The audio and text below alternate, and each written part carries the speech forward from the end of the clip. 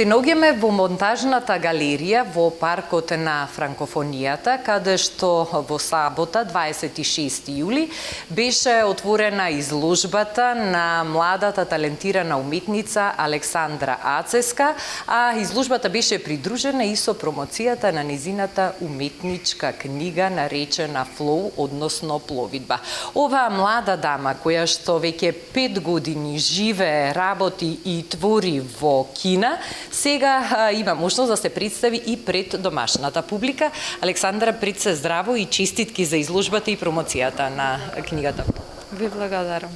Што значи за вас, еве можноста после 5 години да се представите тука пред домашната публика со ова по многу нешта посебна и уникатна изложба, а и уметничка книга? Значи, пред се морам да кажам дека навистина сум среќна што конечно се враќам и изложувам во Македонија и многу сум возбудена генерално за оваа прилика, бидејќи долго време размислував на кој начин да се представам тука и како да ги представам новите идеи кои што ги научив на местото на кое што живеам, и сега конечно успеав да склопам една целина со изложба и со уметничка книга која што патеме прва која што ја правам. Мислам дека навистина онака бев возбудена, многу интересен процес, имав, се разбира, помош од пријатели и поддршка, така да навистина прекрасно искуство. Очигледно е влијанието на земјата во која што живеете и работите овие 5 години, далечната Кина и низините традиции како инспирација и мотив во вашите дела. Да ни кажете малку повеќе за самата техника, за самите слики, па подоцна ќе позборуваме и за книгата. Делата кои што се дел од изложбата, значи има неколку аспекти кои што аудираат дека естетиката малце е по источна естетика, така? Значи пред се форматите на делата се вертикални и подолги, што е многу карактеристично за источните кинески, јапонски, корејски дела. Исто така техники, материјалите кои што ги користам за да ги создадам овие дела, значи суминагаши печатите, тие се јапонска техника, но сепак е разработена, да речам, на кинеско поднебие, и таа техника е печатење на вода, карактеристична за создавање и декорирање на книги. Така да, и самата книга, значи дизајнот на книгата е свиток, што е карактеристично за источните книги, со таа разлика што не се чита од десно на лево, току од лево на десно, како што на денешница ова е нормално.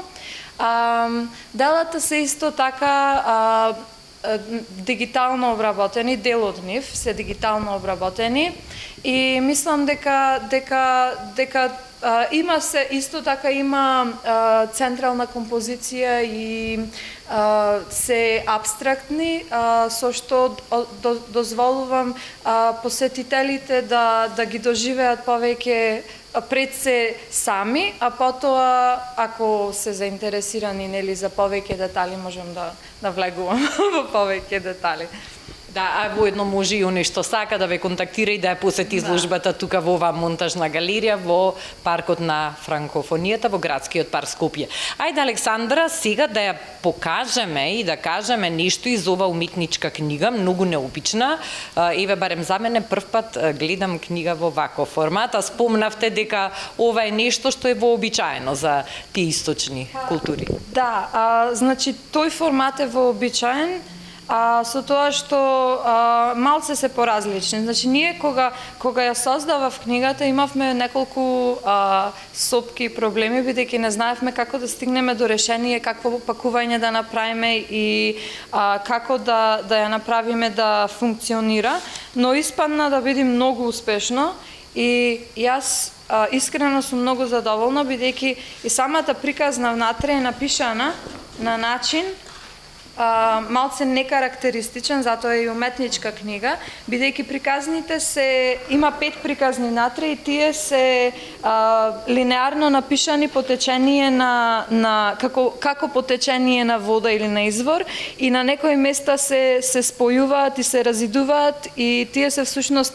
символ за тоа како патиштата во животот ни се спојуваат и разидуваат. Од задната страна исто има дел од вашите слики. Од задната страна има дизајни и книгата генерално е замислена да во било која форма да функционира добро. Например, ако некој сака да си ја постави дома само така, пошто нели немаме сите ѕидови празни за дела, може да стои така како кутија на полица, а ова е всушност дело кое што може да биде урамено и да биде поставено на ѕид така. Јас искрено би рекла дека може и другата страна да биде изложена, ама нормално сега не сите имаат идеја дека зборови треба да одат на ѕид така, некој сака само слики. А може и зависно од расположение, човек да си менува период од едната, период од другата страна.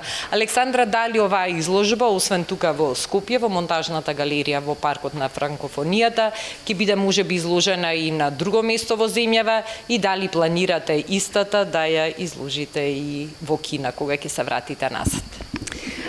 Значи оваа изложба не е планирано да ја изложувам некаде, но имам забележано дека некогаш работите се случуваат, така да можно е, ама не е сигурно, а за во Кина дефинитивно, значи самата книга е напишана на англиски јазик, бидејќи приказните, она што ги поврзува, пошто жените чии приказни ги спомнувам тука се од 5 различни земји. Значи имаме од Америка, Русија, Полска, Кина и Македонија.